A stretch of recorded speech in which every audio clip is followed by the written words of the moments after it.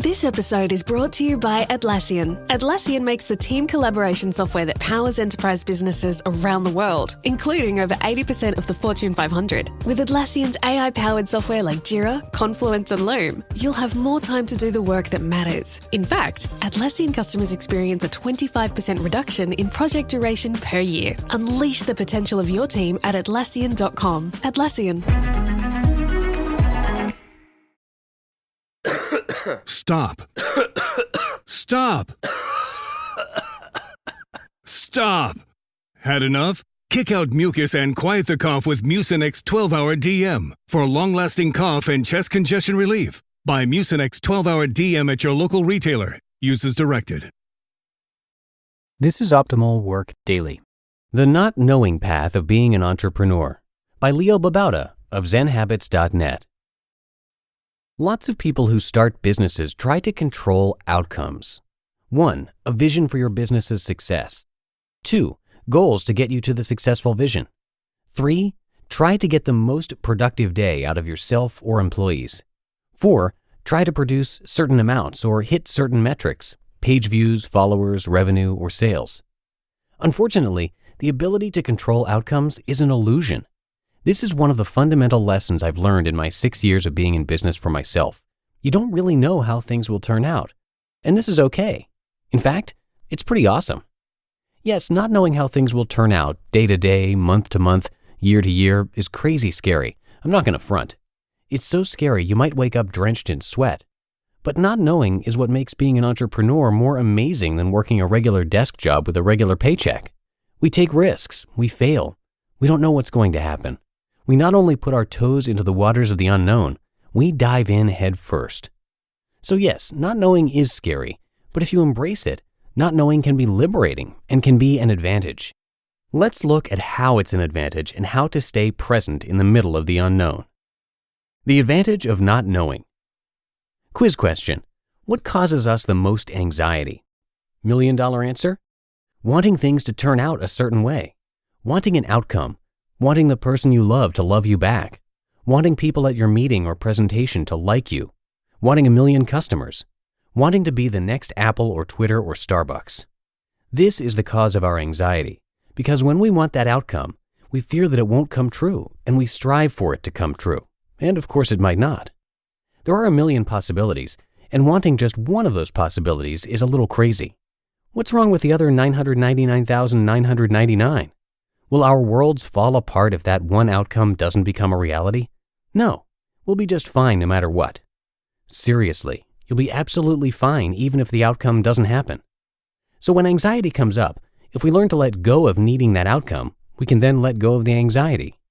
So advantage number 1, we have less anxiety. What happens when you have less anxiety? Well, you're happier. You are happier when you meet with customers or clients or employees. They feel your happiness. They sense that you're cool with how things are going. You are less desperate. You don't need things to turn out a certain way. You don't need this one sale. You do your best to make it happen, but you're cool even if it doesn't. Other people bet everything on making their outcome happen. But what if it doesn't? Then they've lost everything with no clear direction of where to go when it fails to happen. So advantage number 2, we aren't as tied to one bet. That's a single point of failure. Not a great idea.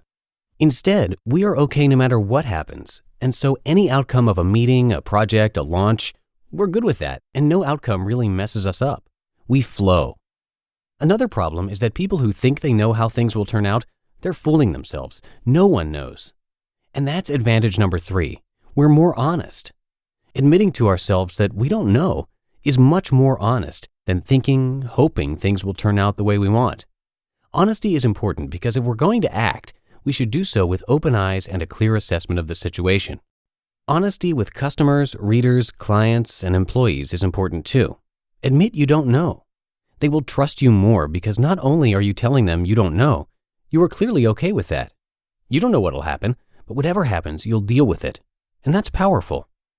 Those are just a few advantages, but actually the advantages are many. You don't have to plan as much because not knowing means you realize that detailed plans are useless and actually a waste of your time. You spend less time worrying and more time executing. You aren't consumed by the horrible fear that you're doing the wrong thing because you learn that there is never a perfectly right thing to do. not generally for your business or specifically right now. How to walk the not knowing path. The not knowing path of an entrepreneur is scary, but honestly, what path isn't? Here's how to walk the path. Number 1, admit you don't know.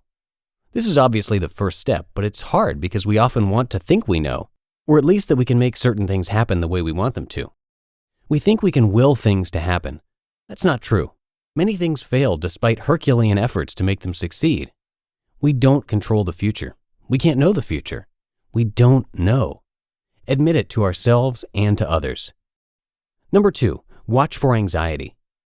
When you start feeling anxious, and that will always happen, probably numerous times a day, look inward for the source of the anxiety. What are you hoping will happen that's making you anxious? This awareness is the key to everything. 3, tell yourself you'll be okay.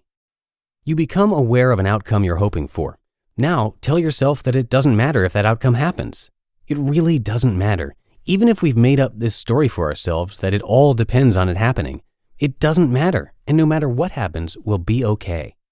Life and death situations are possibly the only exception to this, though I'm of the mind that even death is an outcome that I'd be okay with. Number 4, consider worst-case scenarios. What's the worst thing that could happen? Someone doesn't like you, doesn't think as highly of you as you'd like? A meeting ends in anger, a sale doesn't happen, the business fails? How bad is this worst-case scenario? How likely is it to happen? How would you cope if it did? Honestly, I think you'd be fine no matter what. 5, know your principles. Take some time to think about what should guide you if you aren't guided by trying to make something specific happen. If you're not tied to an outcome or vision of the future you can't control, what would guide you? Step back, reflect. What drives you? Why do you do what you do? For example, some of my guiding principles are wanting to help others, wanting to act compassionately, wanting to do things I love, and building trust by doing those things. 6, act on principles, not goals or detailed plans. Once you have your guiding principles, let them guide you on a day-to-day basis, moment to moment. You don't know how something will turn out when you act, but you do know whether this action is in line with your principles.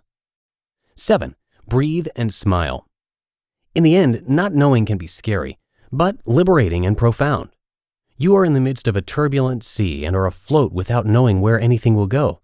But that's always true, even of people who don't admit it to themselves. So enjoy the ride. Look at this amazing place you're in and smile, because this path of not knowing, it is the path of life itself. Quote, if you realize that all things change, there is nothing you will try to hold on to. If you are not afraid of dying, there is nothing you cannot achieve. Lao Tzu. You just listened to the post titled The Not Knowing Path of Being an Entrepreneur by Leo Babauta of ZenHabits.net. This show is sponsored by BetterHelp. We're all marveled at how quickly kids learn and that sense of wonderment they have while doing it. But as adults, sometimes we lose that curiosity. Well, if there's something you've been wanting to learn, know that therapy can help you reconnect with your sense of wonder, because your back-to-school era can come at any age. And make no mistake, therapy is for everyone. Whether or not you've been through significant trauma, therapy can be a great tool for setting boundaries, learning new skills, and ultimately becoming the best version of yourself. If you're thinking of starting therapy, give BetterHelp a try. It's entirely online, designed to be convenient, flexible, and suited to your schedule. Just fill out a brief questionnaire to get matched with a licensed therapist and switch therapists anytime for no additional charge. Rediscover your curiosity with BetterHelp. Visit betterhelp.com/workdaily today to get 10% off your first month. That's BetterHelp, HELP.com/workdaily. We're driven by the search for better. But when it comes to hiring, the best way to search for a candidate isn't to search at all. Don't search, match with Indeed. Indeed is your matching and hiring platform with over 350 million global monthly visitors and a matching engine that helps you find quality candidates fast. Ditch the busy work. Use Indeed for scheduling, screening, and messaging. 93% of employers agree Indeed delivers the highest quality matches compared to other job sites. One of the things I love about Indeed is that it filters out those incompatible applicants. So when you're hiring, the process is much faster, and you only have to consider applicants that are already likely to be a great fit. And listeners of this show will get a $75 sponsored job credit to get your jobs more visibility at Indeed.com/startup. So just go to Indeed.com/startup right now and support our show by saying you heard about Indeed on this podcast. Indeed.com/startup. Terms and conditions apply. Need to hire? You need Indeed.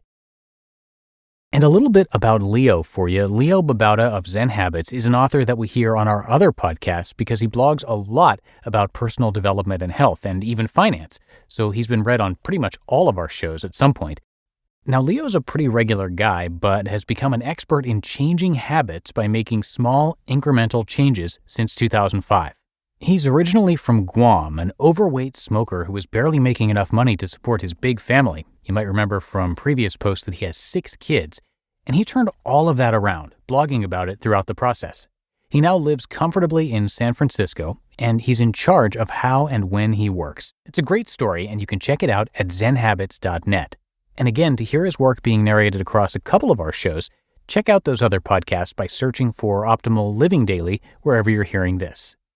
All right, that's going to do it for today. I thank you for being here through the weekend, and I'll be back here with you tomorrow for the Monday show, and that's where your optimal life awaits.